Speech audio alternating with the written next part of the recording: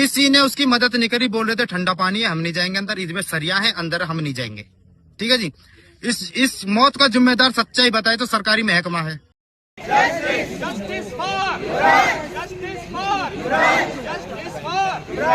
I think all the departments should resign immediately ASAP. सीधी सामने गाड़ी दागी, गाड़ी के साथ पानी में पड़ा हुआ इंसान आधे घंटे से। एनडीआरएफ की टीम आई हुई है पूरी, नोएडा सेक्टर 150 में। हेल्प भी चिल्ला रहा था ताकि कोई जनरल पब्लिक भी उसको मदद के लिए कुछ कर दे, लेकिन ज्यादातर जो वहाँ भीड़ थी वो तमाशबीन थी और कुछ वीडियो बना रहे थे। डांटने पर तब वो लोग रुके। एक्चुअली हमारे सोसाइटी के रेजिडेंट्स युवराज, इनकी परसों देर रात्रि एक्सीडेंट की वजह से डेथ हो गई। ये एक नोएडा अथॉरिटी की बहुत लापरवाही रही है इसमें। अभी 15 दिन पहले भी इसी सेम जगह पे एक ट्रक का एक्सीडेंट हुआ था। 2 घंटे तक वो लड़का जिंदा था, वो मदद मांगता रहा। उसका बाप, एसडीआरएफ, सब लोग उसकी आवाज सुनते रहे, मगर उसको बचाया नहीं गया। दोस्तों, आज की ये वीडियो ज़रूर देखिएगा। ये कहानी बताऊं, ये किस्सा बताऊं या ये हादसा बताऊं, फंबल कर रहा हूं क्योंकि बात ऐसी है, दिल डर रहा है, धधक रहा है और रोना आ रहा है। किसी का जवान बेटा 27 साल का मर जाता है। ये कहानियाँ इसलिए पैदा होती हैं क्योंकि देश में जो सत्ता है, देश में जो सरकारें हैं, वो विकास तो हो नहीं रहा, काम हो नहीं रहा, लेकिन हिंदू मुस्लिम की बातें जब बढ़ने लगती हैं तो अफसरशाही अपना ही एक निज़ाम बना लेती है। उनको पता है कि बातें तो यहाँ पर किसी के नाम पर लगाकर काम हो जाता है, तो जो उनका काम है, जिस काम के लिए उनको रखा गया है, वो काम डिले होते जाते हैं क्योंकि पता है कि माहौल सिर्फ हिंदू मुसलमान का है, नफ़रत का है। इस पे करते जाओ और अपनी नौकरी करते जाओ। और यही कुछ हुआ दिल्ली से सटे नोएडा में। दुख हो रहा है, दर्द हो रहा है क्योंकि जो मौत हुई है वो सिस्टम द्वारा किया गया कत्ल है। ये बात बहुत जिम्मेदारी के साथ कह रहे हैं, फिर से सुनिएगा। जो मौत हुई है वो सिस्टम द्वारा किया गया कत्ल है। I think all the departments should resign immediately ASAP. जितने लोग उस साइट पे गए और उसको नहीं बचा पाए should resign immediately. And the government has to think कि हम इतना खर्चा करके ये डिपार्टमेंट्स बना रहे हैं, उस पर इतना टैक्स पेयर का पैसा जा रहा है, एंड एक सिंपल सा उनसे रेस्क्यू ऑपरेशन नहीं हुआ। जो कहानी हम आपको सुनाने जा रहे हैं वो किसी एक्सीडेंट की नहीं है। ये कहानी एक चीख की है जिसे सिस्टम ने अनसुना कर दिया। इसके साथ, इस कहानी के साथ हम आपको बताएंगे कि ये कोई पहली और शायद आखिरी घटना भी ना हो, क्योंकि जिस तरह का माहौल बनाया जा रहा है वहाँ पर ऐसा होना लाजमी है। जी हाँ, शनिवार की रात नोएडा का सेक्टर 150, चारों तरफ घना कोहरा और उसी कोहरे में डूबती जा रही थी युवराज मेहता की जिंदगी।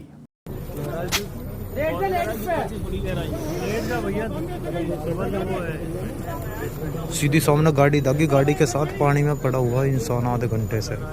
एनडीआरएफ की टीम आई हुई है पूरी, नोएडा सेक्टर 150 में। टाइम हो रहा है 2:25। कौन युवराज मेहता? अपने बाप की आंखों का सपना। 27 साल का युवराज एक सॉफ्टवेयर इंजीनियर घर लौट रहा था, लेकिन उसे क्या पता था कि जिस सड़क पर वो गाड़ी चला रहा है वहाँ सड़क के किनारे मौत उसका इंतज़ार कर रही है। एक टूटी दीवार, एक खुला गड्ढा और सिस्टम की खुली लापरवाही। युवराज की कार फिसली, एक टूटी हुई बाउंड्री वॉल को तोड़ा और सीधे जा गिरी 70 फीट गहरे पानी से भरे गड्ढे में।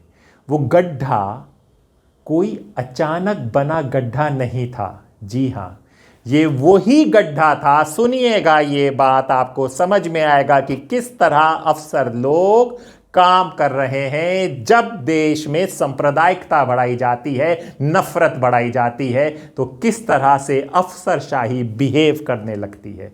जी हां, ये वही गड्ढा था जिसके बारे में यूपी सिंचाई विभाग ने 2023 में चेताया था।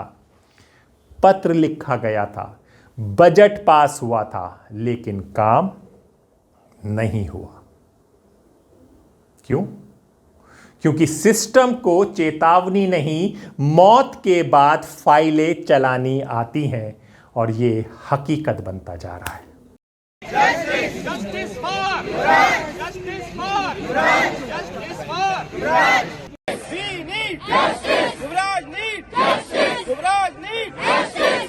कोई शख्स होता है ना जिसका नाम और धर्म होता है, तो वहाँ पर फटाफट काम होता है। ये हुआ, फाइल आई, वो आई, एमसीडी ने पास किया, इसने पास किया, उसने पास किया, ये किया, वो किया, घर तोड़ा, बिल्डोज़र आया, धक से खेल खत्म। क्योंकि उसका धर्म अलग था, लेकिन जो काम करना था उसमें घंटों हो गए। 2023 के फाइल बनी थी, लेकिन काम नहीं हुआ। क्या नाम है आपका? मोनिंदर है जी। कल जो हादसा हुआ था, क्या कुछ पूरा हादसा था? आप चश्मदीद हैं, क्या कुछ देखा और आपने बचाने भी उतरे थे, क्या कुछ पूरा मामला रहा, क्या कर? इसमें जी जो गाड़ी एक्सीडेंट हुई है कोहरे में, वो करेक्ट 12 बजे के करीब हुई है। गाड़ी गिरने के बाद पानी में लड़का 1 घंटा से 2 घंटे, लगभग 1 घंटा 45 मिनट तक लड़के ने खूब अपने बचाने की गुहार लगाई है कि भाई मुझे बचा लो, किसी भी तरीके से बचा लो। मौके पे पुलिस भी थी एंड SDRF भी थी और अग्नि विभाग वाले भी थे, फायर ब्रिगेड वाले भी थे।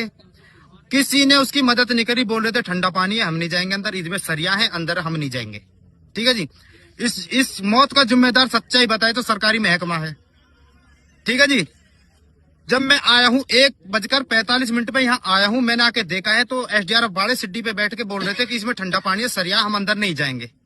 जो लड़का मुझसे 10 मिनट पहले ही डूबा था, मैं बोला तुम बाहर आओ, मैं जाऊंगा अंदर।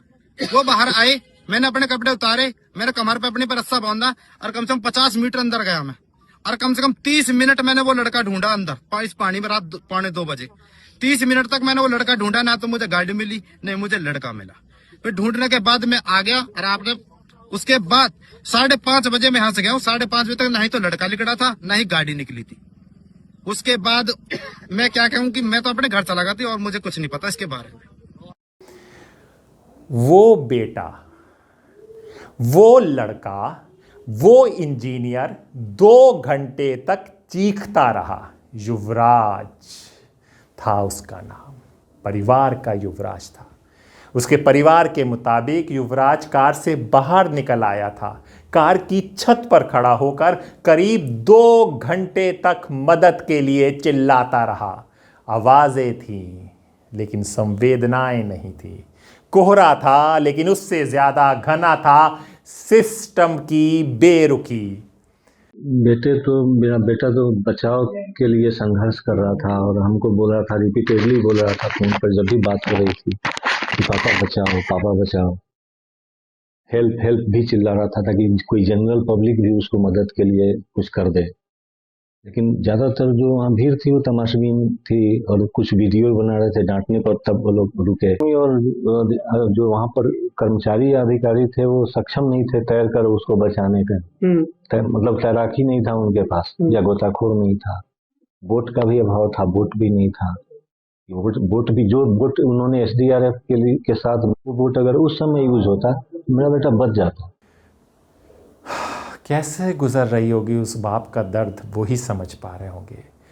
रेस्क्यू टीम पहुंची, लेकिन जानते हैं हुजूर, रेस्क्यू टीम पहुंची लेकिन उपकरण नहीं थे।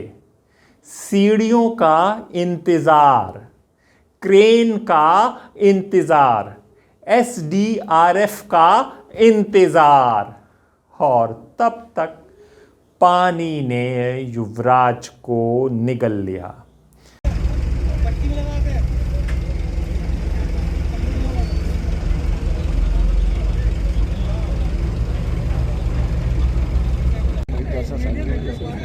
खुल जाएगा ना, आप इधर आ जाइए सर।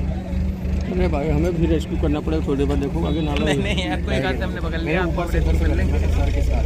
इतनी पब्लिक है।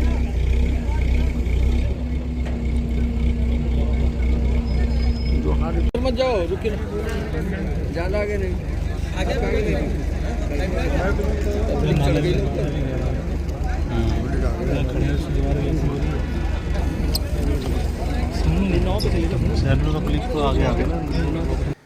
यहाँ पे मैं ज़रा सा आपसे पूछना चाहूँगा, चुनाव की रैलियाँ होती हैं, एक नेता दूसरे नेता तक पहुँच जाता है, एक जगह से दूसरी जगह तक पहुँच जाता है, सिस्टम को इतना तेज़ बताया जाता है, कहा जाता है पुलिस के पास अपना एक हेलीकॉप्टर भी होता है, लोगों को बड़े बड़े लोग, बड़े बड़े धन्ना सेठ, बड़े बड़े बिजनेसमैन अपने हेलीकॉप्टर नेताओं को दिए जाते हैं। तो हमारा इतना बड़ा राज्य अगर ऐसा था तो ऊपर से हेलीकॉप्टर का इंतज़ाम भी नहीं हो पाया, कोई सीढ़ी डालकर बचा लेता। एक्चुअली हमारे सोसाइटी के रेजिडेंट्स युवराज, इनकी परसों देर रात्रि एक्सीडेंट की वजह से डेथ हो गई। ये एक नोएडा अथॉरिटी की बहुत लापरवाही रही है इसमें। अभी 15 दिन पहले भी इसी सेम जगह पे एक ट्रक का एक्सीडेंट हुआ था, जिसकी वजह से वो नाला के जो वॉल है वो टूट चुकी थी। उसी टूटी वॉल में से वो गाड़ी निकल के आगे चली गई और वो जो हमारे एक रेजिडेंस सोसाइटी की, उनकी डेथ हो गई। 2.5 से 3 घंटे तक वो अपने तड़पते रहे उसी में, और कोई भी बचाने का प्रयास नहीं किया गया। इवन दो जो एसडीआरएफ की टीम भी आई, वो बोल रहे थे कि पानी वो ठंडा है इसलिए नहीं जा पाए, लेकिन इतनी बड़ी नाकामी रही सिस्टम की वजह से, और एक यंग इंजीनियर की जान चली गई। हम मांग करते हैं जस्टिस की, जो भी लापरवाही है उनके खिलाफ एफआईआर हो। दूसरी बात यह है कि जो पॉइंट अभी भी ओपन है, वहां पे एटलीस्ट बैरिकेडिंग लगनी चाहिए, जिससे आगे चल के कोई ऐसा इंसिडेंट ना हो। कई क्यों के जवाब आपको तलाशने होंगे। जानते हैं युवराज के पोस्टमार्टम ने क्या खबर निकल कर आई? पोस्टमार्टम रिपोर्ट में साफ कहती है मौत हुई दम घुटने से और फिर आया कार्डिक अरेस्ट। मतलब युवराज जिंदा था, वो बच सकता था अगर दीवार टूटी ना होती, अगर गड्ढा खुला ना होता, अगर चेतावनी पर काम हुआ होता। तो सवाल ये है, ये मौत है या सिस्टम द्वारा किया गया कत्ल? ये सुनिएगा, ये मौत है या सिस्टम द्वारा किया गया कत्ल? जब पहले से चेतावनी थी, सुनिए इस बात को, जब पहले से चेतावनी थी, जब बजट था, जब खतरा सबको पता था, तो फिर जिम्मेदार अफसरों पर हत्या का मुकदमा क्यों नहीं, फांसी की सजा क्यों नहीं, इनके घरों पर बुलडोजर क्यों नहीं? सरकार हरकत में आई। आज हम ग्रेटर नोएडा की जनता को अवगत कराना चाह रहे हैं कि जो नोएडा में घटना हुई है, इंजीनियर्स की जो मौत जो डूब करके हुई है पानी में, बिल्डर द्वारा जो खोदा गया था बेसमेंट, उसमें पानी भर जाने के कारण, उसका बहुत दुख है। और उसको ध्यान में रखते हुए कि कहीं कोई ऐसी घटना न यहाँ हो जाए, इसको ध्यान में रखते हुए सीओ सर द्वारा विशेष टीम का गठन करते हुए सारे स्टाफ को फील्ड में फ्री कर दिया गया है कि पहले जितने भी ब्लैक स्पॉट हैं उनको चिन्हित कर लिया जाए और जहां जो भी आवश्यक व्यवस्था उसको तुरंत दी जाए। अगर जो इसमें कहीं भी कोई लापरवाही पाई जाती है तो इसके लिए क्षेत्रीय एसएम और मैनेजर जिम्मेदार होंगे। इसको ध्यान में रखते हुए ACO sir Sumit, ACO SY, ACO Lakshmi ma'am, मैं खुद, हमारे सलाहकार, हमारे एसएम्स, मैनेजर सब फील्ड में निकल गए और उन्होंने ऐसी ऐसी जगहों को चिन्हित करना शुरू कर दिया जिससे जहां दुर्घटना की संभावनाएं हो सकती हैं। उसको आज 10 स्थानों को चिन्हित किया गया है। टेक जोन में किया गया है, 130 मीटर चौड़ी सड़क पे किया गया है, गौर सिटी किया गया है, सिग्मा में सिग्मा 4, 1, 2, ओमेगा 1, अल्फा 1, 2 में, जेपी ग्रीन में, पाई 1, 2 में, डेल्टा 105 मीटर रोड और 4-5 बिल्डरों को चिन्हित किया गया है जिनके द्वारा बेसमेंट की समय खुदाई की जा रही है। गौर सिटी को विशेष तौर से ध्यान दिया गया है क्योंकि वहां पे अंडरपास बन रहा है। तो यहाँ सारे जगह पे बैरियर, डाइवर्जन, वो बालू की बोरियां, ढाडर, ये सब लगा करके पहले ही रोकने का व्यवस्था है कि कोई भी अगर जो लाख कितना हो लापरवाही से गाड़ी चला रहा हो, वो एक्सीडेंट होने से पहले, मतलब भयंकर एक्सीडेंट से बचा जा सके। अगर जो उसके कारण कोई लापरवाही हो रही है, ड्राइवर की तरफ से कोई लापरवाही हो रही है, तो कम से कम जान माल की हानि ना हो, इसकी पूरी व्यवस्था की जा रही है। सीओ सर का कथन है, कहना है ये है कि जहाँ पे भी टर्निंग पॉइंट है, जहाँ ब्लैक स्पॉट ज़्यादा है, उस पर रिफ्लेक्टिव टेप लगा दिए जाएं, ब्लिंकर्स लगा दिए जाएं, लाल जहाँ अंडरपास बन रहा है वहाँ रेड लाइट लगा दी जाए, जहां नाले की दीवार टूटी है पैरापेट उसको बना दिया जाए, जहां नाला छोटा ओपन है जिसमें गाड़ियों की गिरने की संभावना हो उसको कवर कर दिया जाए। तो सारे काम ये एक साथ चल रहे हैं। आज 10 स्पॉट पे काम हो रहे हैं, कल जितने आज चिन्हित हुए हैं उसमें और आगे बढ़ेगी संख्या, और लगभग हम लोग इसको 0 टॉलरेंस की लिमिट तक ले जाएंगे कि कोई भी पॉइंट हमारे ऐसा ना हो जो डेंजरस या जानलेवा हो।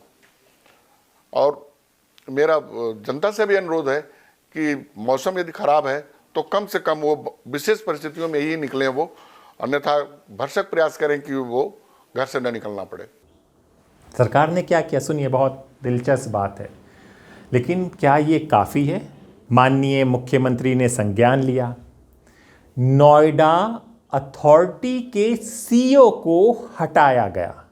अब यहाँ पर भी कहानी आप समझिए, आपको समझ में आएगा कि हम जो बातें कितनी बड़ी बड़ी करते हैं लेकिन ज़मीन पर क्या हो रहा है। नोएडा अथॉरिटी के सीईओ को हटाया गया, लेकिन डीएम साहिबा को बचा लिया गया। ऐसा हम नहीं कह रहे, कौन कह रहा है सुनिए और फिर आगे की बात बताते हैं। नमस्कार दोस्तों, कल से दिल्ली एनसीआर के अंदर बहुत गुस्सा है कि एक सॉफ्टवेयर इंजीनियर रात को अपने घर नोएडा लौट रहा था, सड़क पर ड्रेन में उसकी गाड़ी गिर गई और नाले में गिरने के बाद उसने अपने पिता को फोन किया। पिता मौके पर आ गए, बेटा जिंदा था।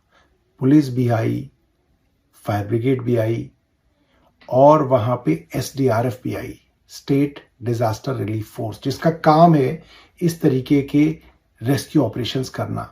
2 घंटे तक वो लड़का जिंदा था, वो मदद मांगता रहा।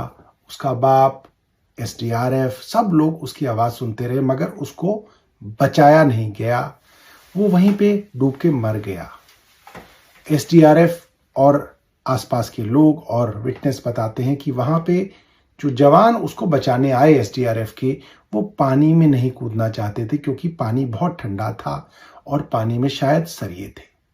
सवाल ये आता है कि 2 घंटे तक तमाम एसडीआरएफ और फोर्सेस के सामने वो लड़का चिल्लाता रहा और नाले में से हमारी फोर्सेस उसको नहीं बचा पाई। बहुत गुस्सा हुआ तो उत्तर प्रदेश ने आज, बताया जाता है उत्तर प्रदेश की सरकार ने आज वहां के सीईओ को जो है ट्रांसफर कर दिया है।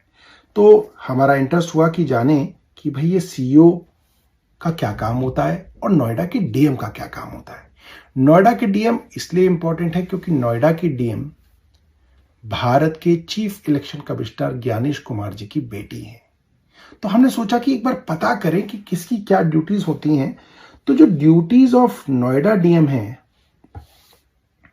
उनका काम रेवेन्यू कलेक्शन है, इलेक्शंस है और डिजास्टर मैनेजमेंट है, यानी कि heading DDMA and coordinating rescue efforts, जिसके अंदर समस्या बताई गई। हमने सोचा एक बार सीईओ की भी ड्यूटीज को देखा जाए। सीईओ की ड्यूटी हमने देखी। सीईओ की ड्यूटी नोएडा में urban development, infrastructure projects, land management, municipal functions. बिल्कुल इंफ्रास्ट्रक्चर प्रोजेक्ट की खामी थी, गलती इनकी भी है, मगर एसडीआरएफ किसके अधीन आती है, मेरे दिमाग में सवाल था। और इस सवाल जब मैंने डाला कि नोएडा के अंदर एसडीआरएफ सीईओ के अंडर आती है या डीएम के अंडर, तो जवाब आया SDRF in Noida does not come under CEO, rather its deployment and coordination at local level is primarily handled by district magistrate who is Shrimati Medha रूपम।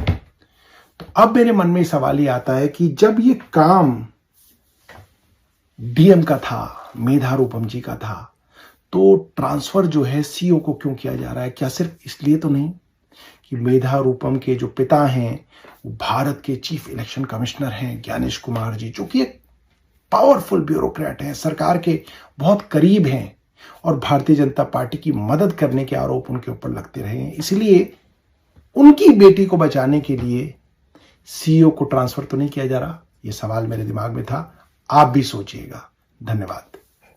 ये भी एक हकीकत है, समझना चाहिए। अब तस्वीर का एक पहलू है, एसआईटी बैठा दी गई। लेकिन सवाल अब भी जिंदा है, क्या ये सिर्फ एक अफसर की गलती थी या पूरे भ्रष्ट सिस्टम की साजिश? दोस्तों यहां पर मैं आपको रोक कर बताऊंगा, ये समझिएगा चीज़ को, कितना परेशानी होती है जब रात को हम लोग बड़ी बड़ी बातें करते हैं और कहते हैं कि सब कुछ सही है, क्योंकि लेकिन हमारे डीएनए में तो अब नफ़रत की आग और हिंदू मुसलमान का लहू बहने लगा है। तो हम कितने ख़राब और किस तरह का सिस्टम काम करने लगा है। अभी 1 महीने पहले की बात है, मैं पंजाब से अपने परिवार के साथ वापस आ रहा था। नया एक्सप्रेसवे था, दिल्ली कटरा नया एक्सप्रेसवे का उद्घाटन हो गया था। उद्घाटन होने के बाद ट्रैफिक को अलाउ कर दिया गया था, लेकिन वहाँ पर भी कुछ ना लाइट है, ना इलेक्ट्रिसिटी है, ना कोई साइन बोर्ड है। कोहरे का वक्त था।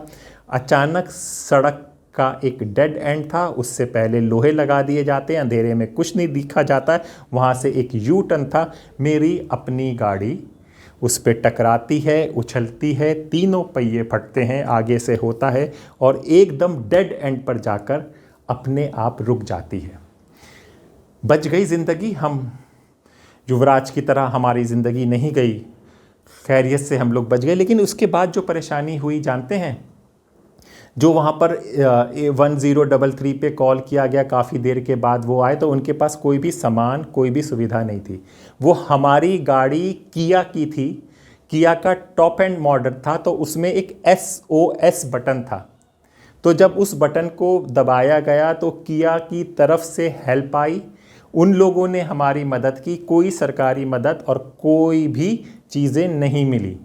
तो वो जो हमारे उसमें गाड़ी में SOS बटन था तो उसने दबाया, तब किया वालों ने, एक प्राइवेट जो कंपनी है उसने मदद की, तो हम लोग वहाँ से निकल पाए। उन्होंने वो क्रेन भेजी जिससे हमारी गाड़ी गई, हमें वर्कशॉप तक भेजा और वहाँ से गाड़ी करके हमें घर तक भेजा।